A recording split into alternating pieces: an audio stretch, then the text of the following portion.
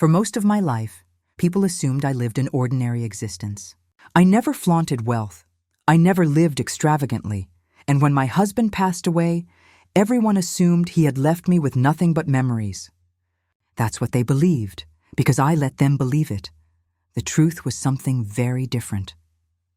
My late husband, a man who had quietly built his empire without ever boasting, left me with an inheritance so staggering it almost scared me. $33 million. A fortune that could change lives, erase worries, and build futures. But when my daughter's wedding day came, and whispers of money circled the room, I made a choice. I said nothing. I smiled, I hugged, I gave my blessings, and I let everyone believe I was just getting by, because sometimes silence is power. And sometimes the best way to protect your family and your fortune is to stay invisible until the moment is right. My name is Claire, and when people look at me, they see a quiet widow who has lived an ordinary life.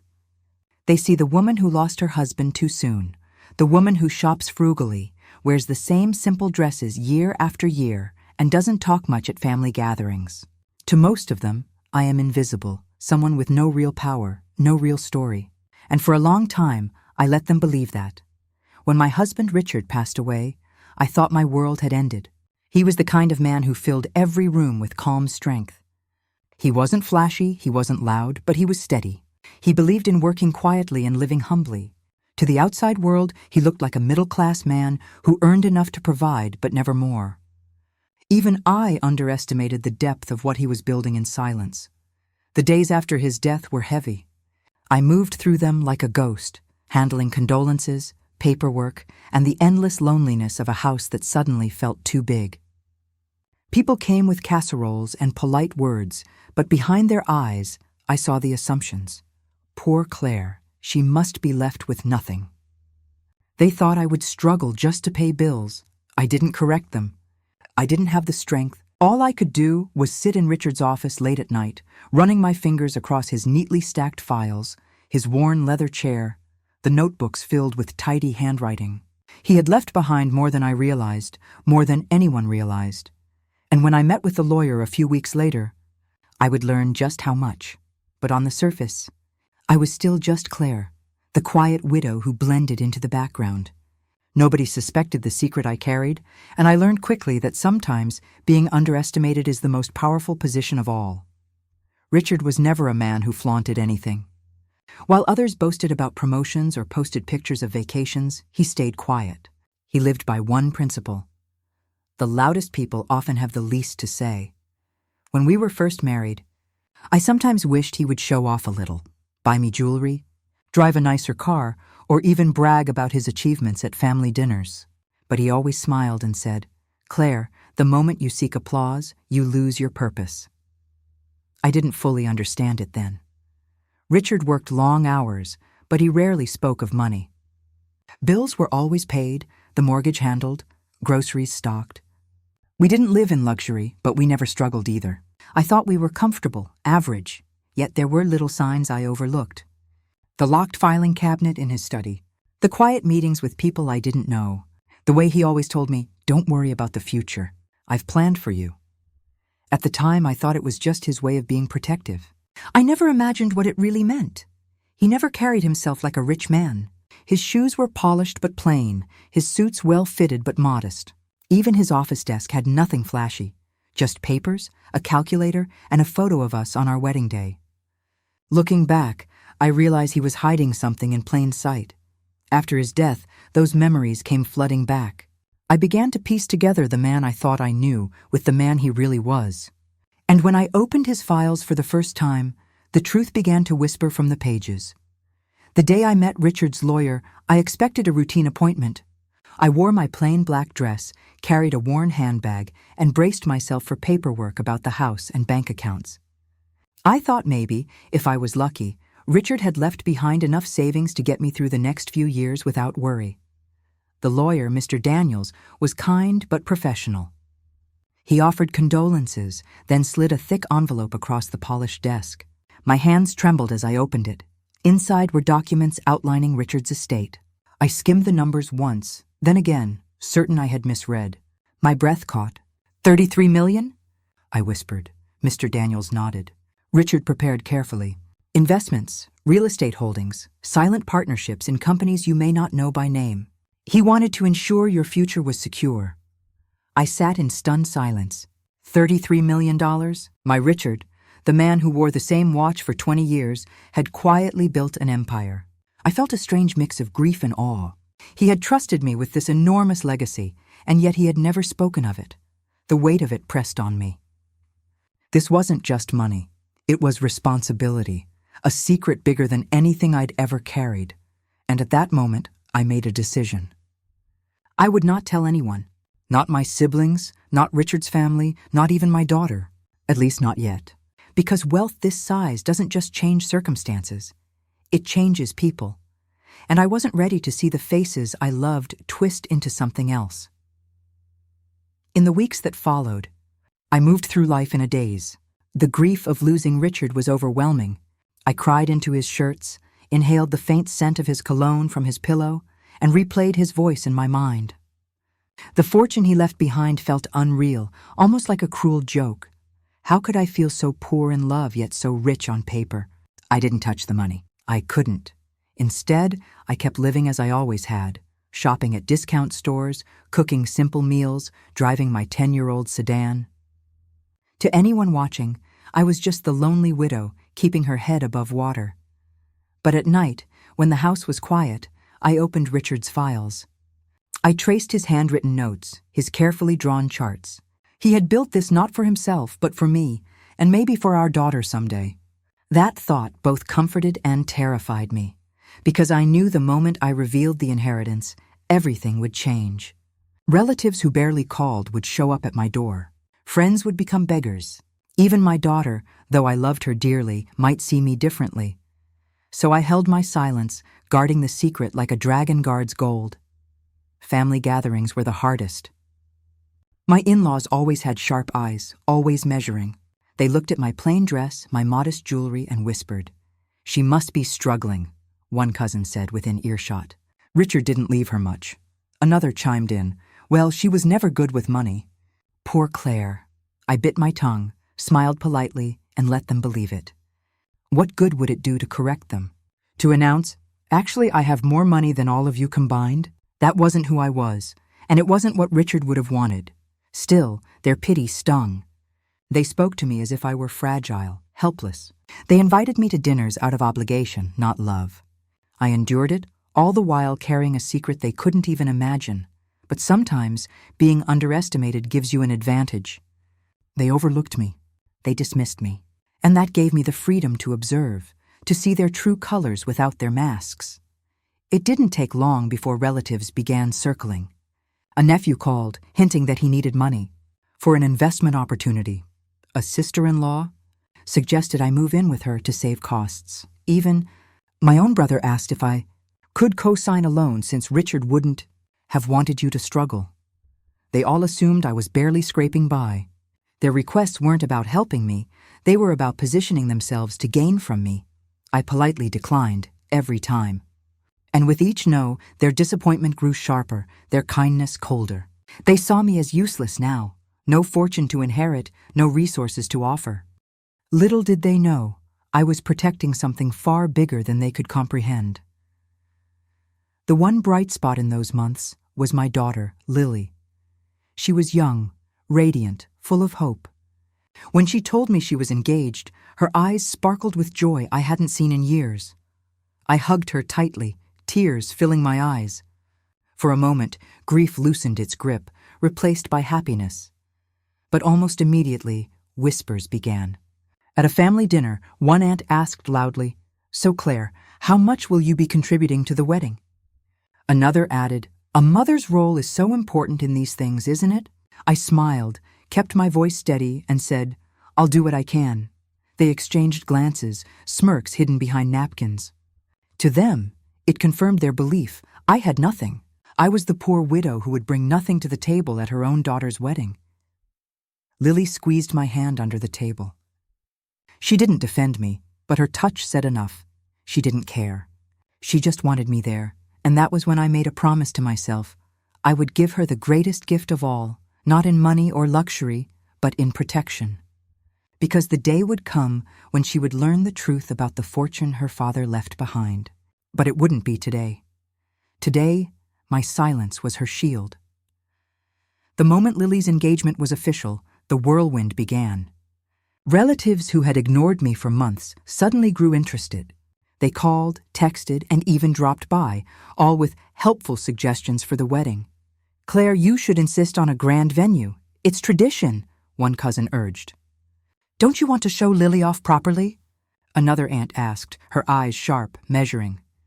I knew what they were really asking. What can you afford? They assumed the answer was nothing. Every conversation dripped with condescension. "Poor Claire, she'll probably just buy the napkins. Maybe the groom's family will step in." I let them believe it. To their eyes, I was still the struggling widow. But inside, I was calm, almost amused. They had no idea that I could, with a single signature, book the grandest hall in the city, hire the finest orchestra, and still have money left untouched. But that wasn't my way. Richard and I had always lived quietly, and I wouldn't let their pettiness push me into flaunting wealth. Instead, I supported Lily in small, meaningful ways, helping her choose flowers, stitching lace onto her gown, planning the guest list carefully. She didn't ask for extravagance. She only asked for presents, love, and peace, and those I could give without hesitation. Still, beneath the laughter and excitement, tension buzzed. My in-laws pressed harder. "Surely you'll contribute something. After all, you're the mother of the bride." I smiled each time and gave the same reply. "I'll do what I can." And so, the whispers grew louder. As the date approached, the demands became more extravagant. The groom's side wanted a 5-course meal with imported wine. My sister-in-law suggested a horse-drawn carriage. One cousin even proposed fireworks to leave a lasting impression. Each time I quietly asked, "Who will be paying for this?" Their eyes always turned to me. And each time I shook my head gently. "I'll do what I can." That phrase became my shield. To them it meant poverty. To me it meant boundaries. One evening I overheard my nieces whispering in the kitchen. "Can you believe it? She probably doesn't even have 5,000 saved. No wonder Richard never showed her off. She has nothing." Their words stung, but I bit my tongue. What would they say if they knew the truth? That I could buy their homes 10 times over without blinking? That I had accounts they couldn't even imagine? I didn't reveal it because I knew what would happen. They wouldn't see me as Claire anymore. They'd see me as a bank, a prize to fight over. Richard's voice echoed in my memory. "Don't let money change the way people treat you, Claire. Protect it. Protect yourself." So I let them underestimate me. I let them believe I was small, invisible, because invisibility has its advantages. The wedding day arrived with sunlight spilling through the stained glass windows of the church. Lily looked radiant in her gown, her smile brighter than any diamond. Relatives bustled about, dressed in glittering outfits, their chatter filling the air. I wore a simple navy dress, elegant but modest. No flashy jewelry, no designer label, just me, as I had always been. During the ceremony, I felt Richard's absence like a shadow, but also his presence in my heart. He would have been proud of Lily, proud of the woman she had become. At the reception, the relatives circled again, this time with sharper eyes. They compared gifts, boasted about their contributions, and cast pitying glances at me. "She probably gave nothing," one whispered. "Imagine being so useless at your own daughter's wedding," another added. I smiled, ignored them, and focused on Lily. She didn't care about their judgments. She only cared that I was there, standing by her side, cheering for her happiness. As I watched her dance with her new husband, I knew I had made the right choice. The money could wait. Today was about love. But I also knew this charade couldn't last forever. Throughout the night, I felt eyes on me. Not admiration, not kindness, pity. Relatives leaned in with sympathetic smiles, their voices dripping with false concern. "Claire, dear, it must be hard not being able to contribute much." "Don't worry, no one blames you. Times are tough. Richard didn't leave you with much, did he?" I nodded, smiled politely, and said nothing. Inside, I burned. Not because of their assumptions, but because of their arrogance. They saw themselves as generous, superior, while I was the charity case. Little did they know their entire lives could fit into the margins of Richard's accounts. But I held my silence, because silence can be louder than any boast. Later, when I stepped outside for air, I overheard another group. Poor Lily. Her mother has nothing to give. Well, she married well. That's all that matters. I stood in the shadows, letting their words wash over me. Their judgment didn't break me, it strengthened me. It reminded me why I was silent, because one day, when the truth surfaced, it wouldn't be me who looked small. It would be them. After the festivities ended and the guests departed, Lily found me sitting quietly, watching the last candles flicker out. She knelt beside me, still in her gown, and took my hands. "Mom, thank you," she whispered. "Not for money, not for things, but for being here. For standing with me when everyone else was too busy showing off." Tears filled my eyes. "I wish I could have done more," I admitted softly. She shook her head firmly. "You gave me everything I needed. You gave me love. That's worth more than any chandelier or carriage." Her words pierced my heart, because she didn't know how true they were. One day, when she learned about the inheritance, she would understand that I could have given her a wedding fit for royalty. But she didn't need that. She needed me. And in that moment I realized Richard's gift wasn't just money. It was freedom. Freedom to protect, freedom to choose silence, freedom to give love without conditions. In the weeks after the wedding, relatives continued their chatter. Some praised the event, others criticized. But the whispers about me never stopped. She gave nothing. She must be barely surviving. She should have leaned on us more. Each comment reached me in one way or another, but I stayed quiet. Silence had become my armor, because what they didn't see was that my silence was not weakness, it was strength. Every cruel assumption, every pitying look, every backhanded comment only reinforced the wall I built around Richard's legacy. Had I spoken, had I revealed the millions, they would have swarmed like vultures. They would have demanded, manipulated, even fought among themselves. My silence wasn't just protecting me, it was protecting Lily too. Sometimes, the greatest act of love is keeping a secret. But secrets have a way of demanding their own timing. A few weeks later, an unexpected letter arrived, one that would shift everything. It was from Mr. Daniels, the lawyer. Inside was a reminder. Richard's estate had more layers than I had yet explored. Accounts overseas, properties held in trusts, even charitable foundations in my name. 33 million had been the beginning. There was more. As I read, my breath caught. The weight of silence grew heavier. How long could I keep this secret? How long before Lily needed to know? And as fate would have it, the first crack appeared not from me, but from someone else. Because one relative, nosier than the rest, had begun to dig. It started with my brother-in-law, Thomas. He had always been the kind of man who sniffed around for advantage, forever comparing his life to others. After the wedding, when the gossip settled, I noticed he lingered. His questions grew pointed. "So, Claire, how are you managing the bills these days? Have you thought of downsizing the house? Do you still see Mr. Daniels? You know, Richard's lawyer?" His eyes glittered with curiosity. At first I brushed him off politely, but Thomas wasn't one to give up. I later learned he'd called Mr. Daniels' office himself, fishing for information. He got nothing, of course, but it planted a seed of suspicion in me. Why was he so interested? What did he expect to find? I replayed our conversations in my mind. He'd always been jealous of Richard, of his career, his steady hand, his reputation. With Richard gone, Thomas saw me as weak, easy prey. If he discovered the inheritance, he wouldn't hesitate to exploit it. That night, I pulled the files out of my locked drawer. Richard's will, the investment summaries, bank letters, all neatly bound, all quietly waiting. I touched the pages, feeling both empowered and burdened. I had hidden this from greedy eyes, but for how long could I hold it back? Soon the whispers began again, not just about me being poor, this time about whether I was hiding something. I heard Claire still meets with a lawyer. Why would she need to unless there's money involved? Maybe she's not as broke as she looks.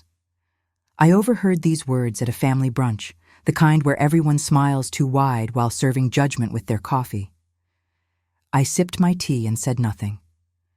My silence only fueled their fire. And though I kept my expression calm, inside my heart raced. If suspicion grew, pressure would follow. That night, I thought of Lily. She was happy, settling into her new married life, far from this family noise. Should I tell her? Should she know about the inheritance before the vultures forced it into the open?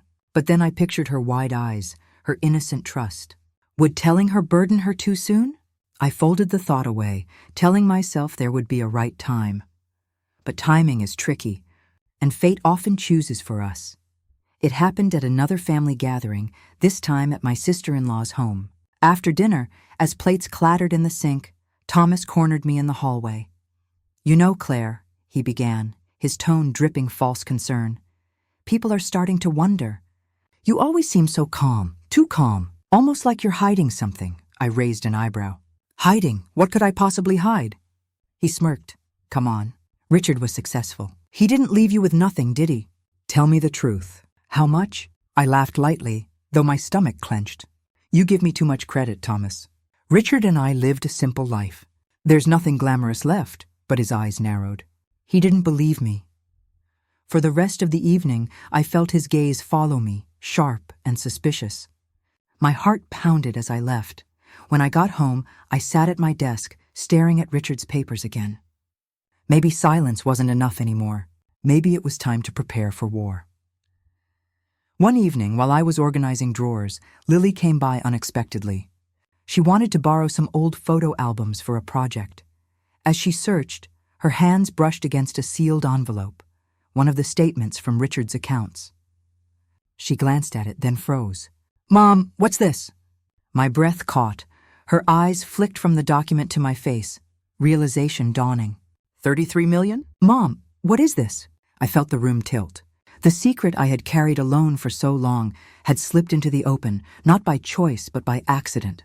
I sat her down, hands trembling, and told her everything. Richard's planning, the accounts, my silence. Her face shifted from shock to awe, then to something softer. "Mom, why didn't you tell me?" Tears filled my eyes. "Because I wanted to protect you. From them, from their greed, from what money does to people." She squeezed my hand. "You've been carrying this alone. You don't have to anymore." And for the first time since Richard's death, I felt the weight lift, just a little. Lily and I spent the evening talking, long past midnight.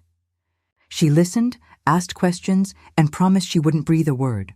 "It's ours," she said firmly. "Dad wanted you to have this, and you've safeguarded it.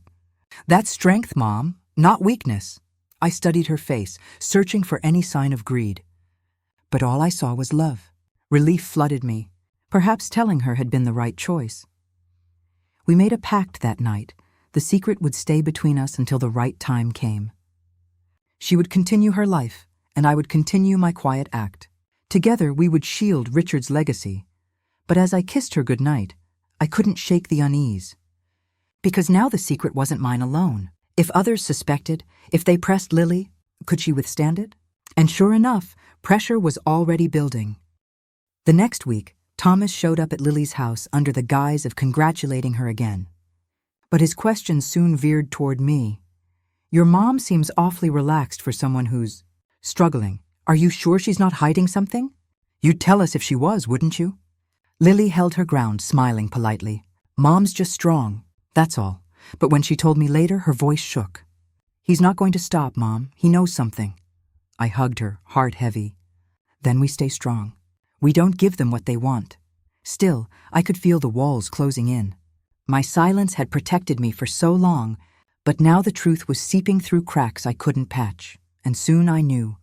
The inheritance would no longer be just my secret. The breaking point came faster than I expected. At another family dinner, tension hung in the air like smoke. Midway through dessert, Thomas slammed his fork down and stood. "Enough of this charade," he announced, eyes blazing. "Claire, we all know you're hiding something. Money, inheritance. Whatever it is, it's time you told the truth." The room went silent. Dozens of eyes turned toward me. My heart thundered, but I kept my face calm. "Thomas, you're mistaken. Richard left me memories, not millions," he sneered. "Liar, I've seen hints, paperwork, even Lily looks guilty." All eyes swiveled to my daughter, her cheeks flushing.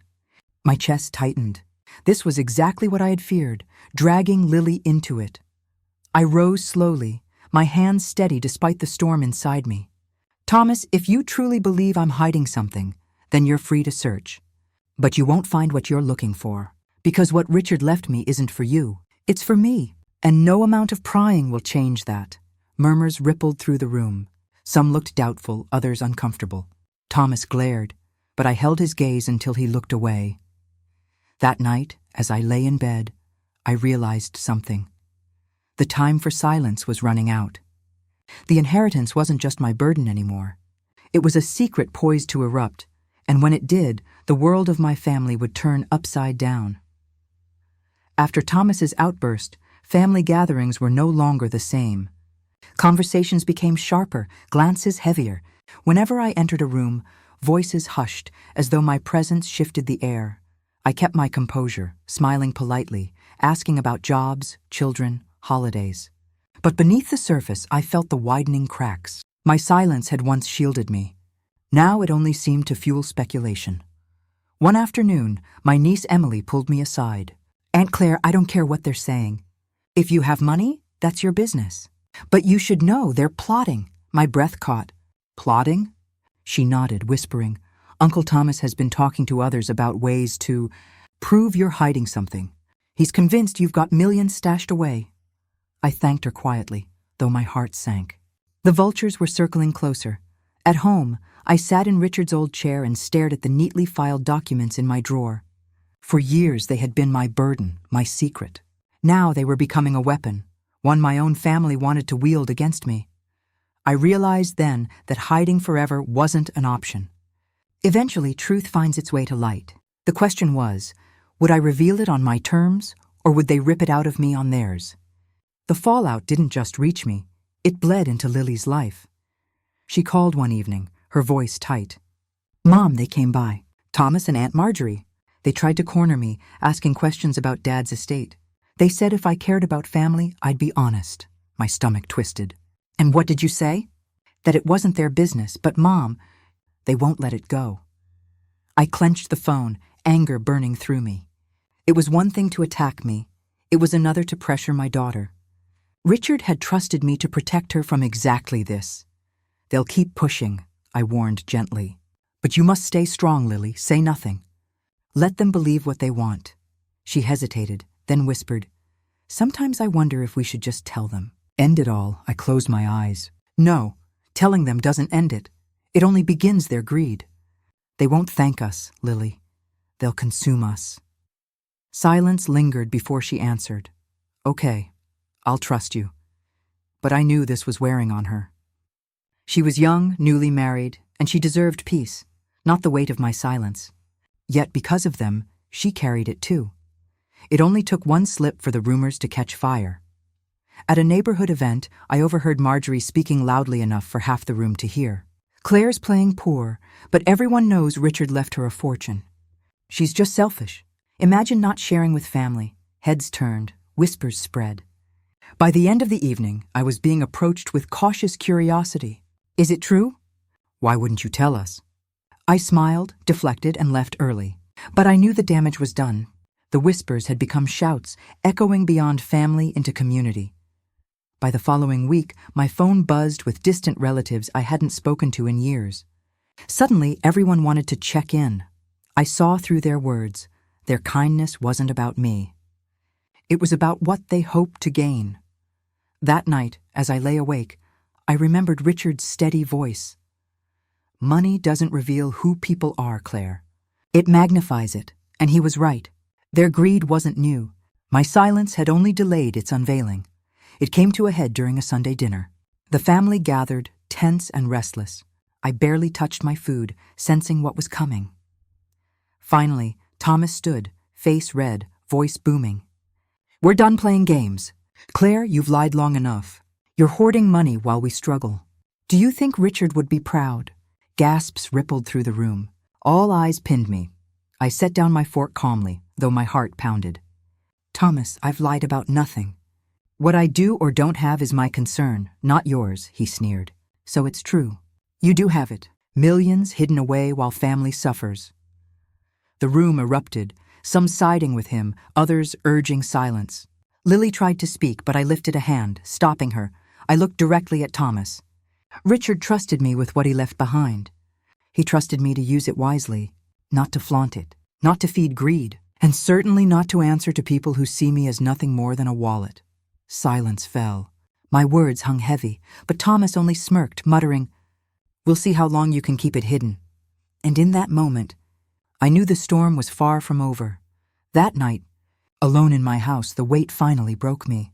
For years I had carried Richard's secret with dignity, but now it felt like a curse.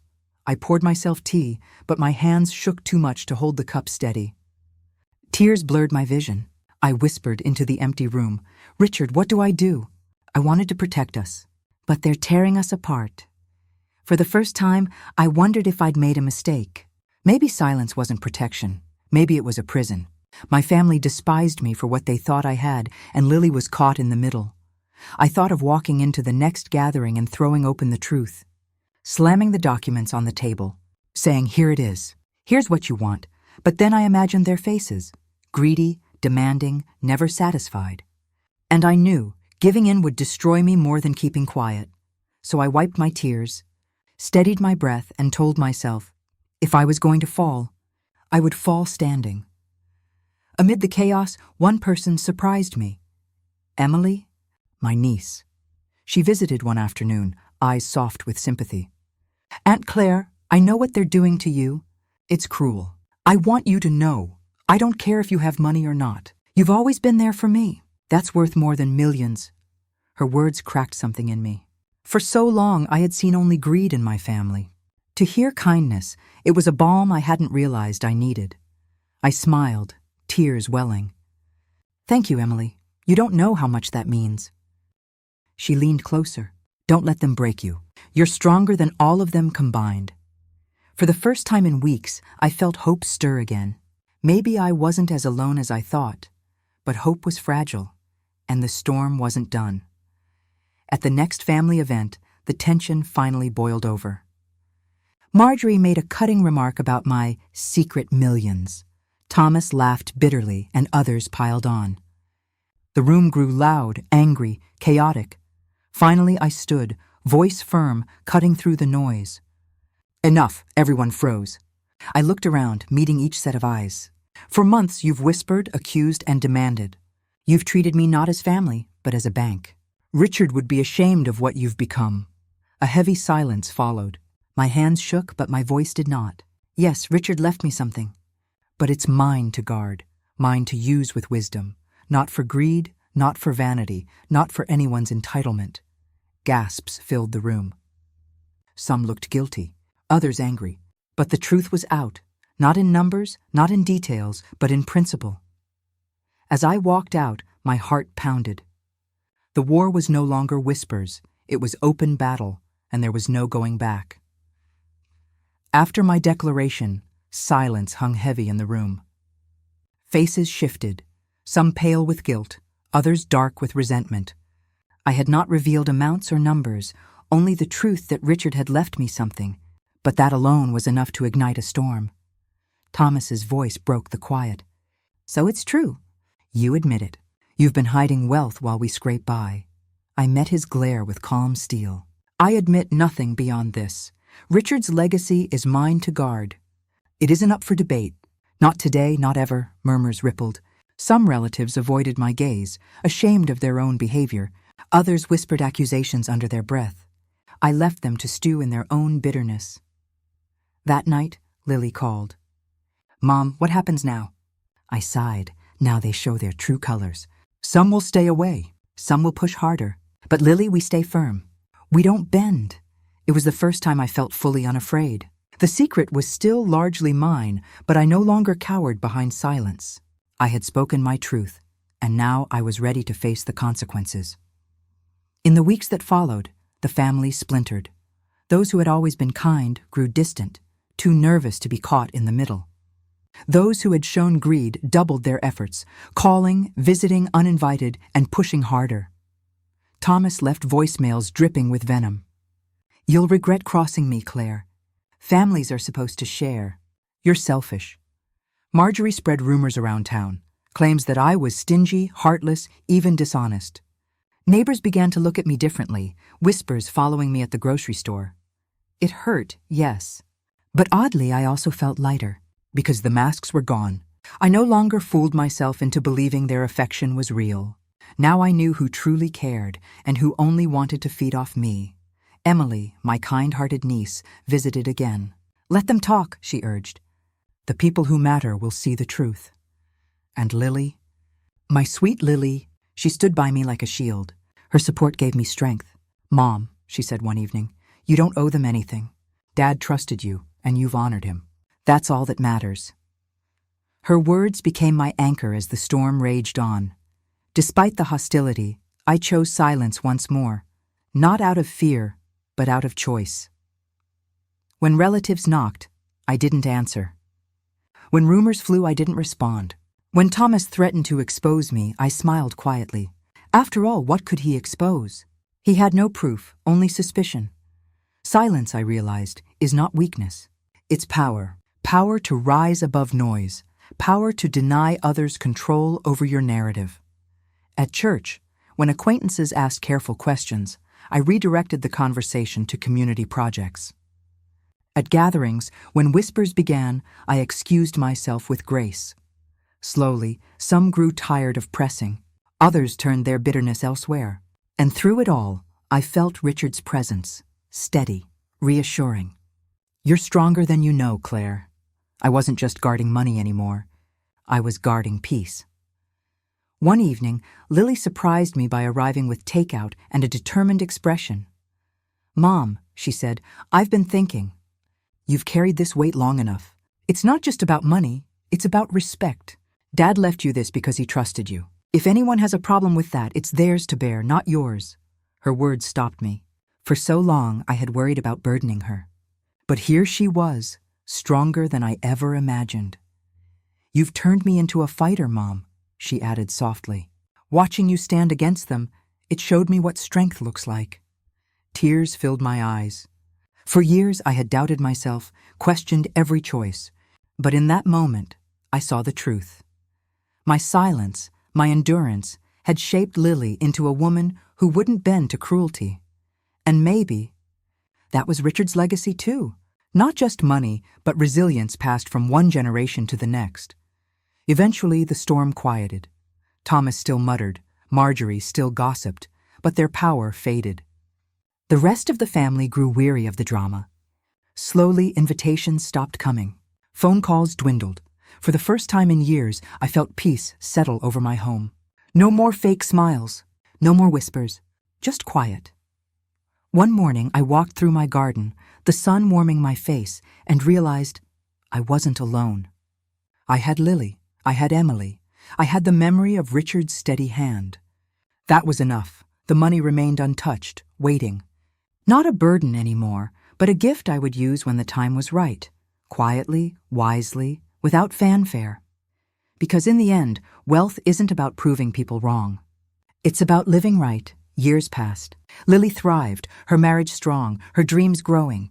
Emily built her own life, always reminding me of the power of kindness. As for me, I found new purpose. I funded small scholarships anonymously, donated to shelters quietly, supported community projects without attaching my name. No one knew the source, but I did, and Richard would have been proud. My family's bitterness had once threatened to crush me, but it never did. Instead, it clarified who I was and what I valued. Legacy, I realized, isn't measured in the size of the fortune you leave behind. It's measured in the strength you build, the love you give, and the dignity you refuse to surrender. And in that, I had built something greater than money. On the anniversary of Richard's passing, I visited his grave with Lily by my side. We laid fresh flowers, the morning sun catching the dew. I whispered, "They tried, Richard. They tried to break me, but I didn't bend.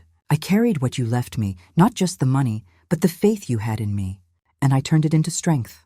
Lily squeezed my hand. "And you passed that strength on to me." Tears slipped down my cheeks, but they weren't heavy. They were light, cleansing. As we walked away, I felt a deep calm. The battles were behind me. The whispers no longer mattered. I had survived greed, endured cruelty, and built a quiet legacy on my terms. He thought I would be broken. They thought I would be weak, but I walked away free.